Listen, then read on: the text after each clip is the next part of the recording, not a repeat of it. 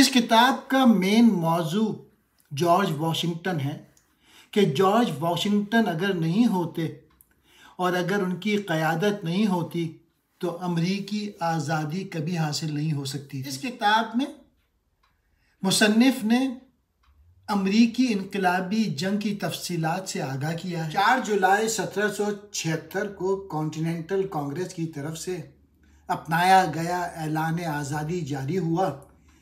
13 अमरीका कॉलोनियों ने बरतानिया से अपनी सियासी रवाबित मुंतक़िल कर लिए। डेविड मैकेले लिखते हैं कि हमें तारीख़ पढ़ना चाहिए, इससे ज़िंदगी की तौसी होती है। ये ज़िंदा रहने के तजुर्बे को वुसअत और तेज़ करता है, जैसे शायरी या मौसीकी। बरतानवी सल्तनत ने भारी टैक्स लगाते हुए अपनी अमेरिकन कॉलोनियों पर कंट्रोल सख्त करना शुरू कर दिया। सबसे ज़्यादा बदनाम ज़माना स्टैम्प एक्ट टैक्स था, जो 1765 में लगाया गया। बरतानवी वली अहद ने अमेरिका में अपनी फ़ौजी मौजूदगी में इजाफ़ा किया।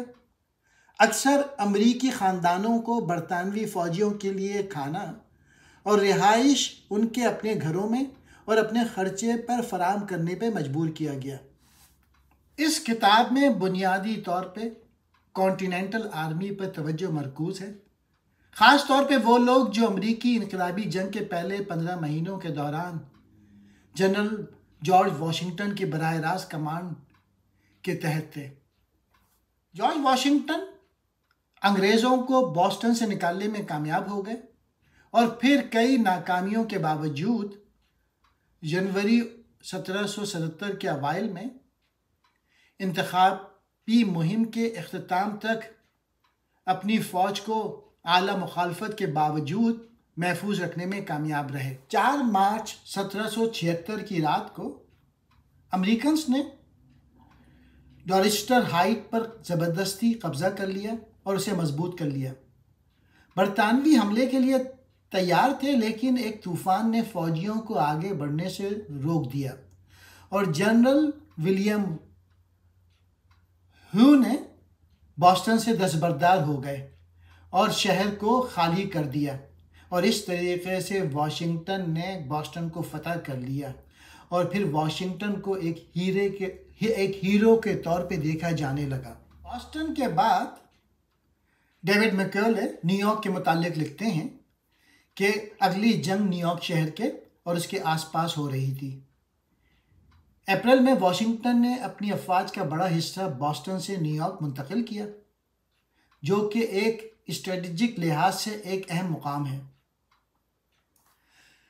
अगर बरतानवी हुडसन की वादी पर कंट्रोल हासिल कर लेते तो वो कॉलोनियों को आधे हिस्से में तकसीम कर सकते थे और उन्हें ज़ेर कर सकते थे। इस किताब में आज़ादी की जंग के 12 अहम महीने डिस्कस किए गए हैं और किस तरीके से अमेरिका के किसानों के ग्रुप ने दुनिया की सबसे बड़ी सल्तनत को कैसे शिकस्त दी। और राइटर मैकेले ने यह वाज़े किया है कि ये बहुत ज़्यादा मसाइब, अज़म और हिम्मत के साथ वाशिंगटन ने ये काम किया और किस्मत ने भी साथ दिया। लक और किस्मत ने भी बहुत साथ दिया। मिसाल के तौर पे एक मौसम सरमा में तूफ़ान ने बॉस्टन में बरतानवी जवाबी हमले को रोक दिया और 2 बार वाशिंगटन ने जुर्रतमंदाना फरार किया जब वो जंग हार रहे थे। इसके अलावा फैलती बीमारी और बारूद से लेके खुराक तक की सप्लाई में मुसलसल कमी, इन तमाम मुश्किलात के बावजूद वाशिंगटन ने जंग जीती। बदकिस्मती से जंग के शुरू में वाशिंगटन और उसकी फ़ौज को एक बड़ा मसला दरपेश था, वो रकम की अदम मौजूदगी थी। सिपाहियों के लिए कम आमदनी के साथ खुराक, कपड़े, तरबियत और ज़िंदगी के हालात में अफसोसनाक कमी का सामना था। सिपाहियों को अपनी बेहतरीन कारकर्दगी का मुजाहरा करने के लिए खुराक की ज़रूरत थी और खुराक की फराहमी को बरकरार रखने में कमी आने लगी। इसकी वजह से जल्द ही फाका कशी भी शुरू हो गई थी, जिसके नतीजे में ऐसे मर्दों की भी मौत हो गई जो ज़्यादा देर तक बगैर खुराक के नहीं रह सके। डेविड मैकेले लिखते हैं कि उनके पास ऐसे सिपाही भी थे जिनके पास जूते मौजूद नहीं थे, जबकि अंग्रेज़ों की जो फ़ौज थी वो नहायत सेहतमंद थी, भरपूर थी, बेहतरीन तरबियत याफ्ता भी थी।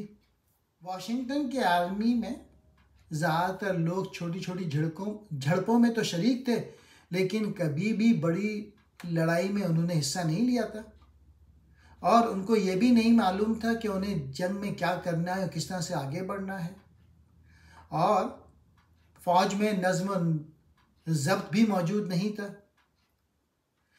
तो मुसन्निफ़ ने लिखा है कि किस तरह फ़ौजी तजुर्बे की कमी ने बहुत से मसाइल पैदा कर दिए थे और ना ही फ़ौजियों के पास कोई फ़ौजी इंजीनियर्स थे। किताब को पढ़ने के बाद आप सीखेंगे कि किस तरीके से जनरल वाशिंगटन ने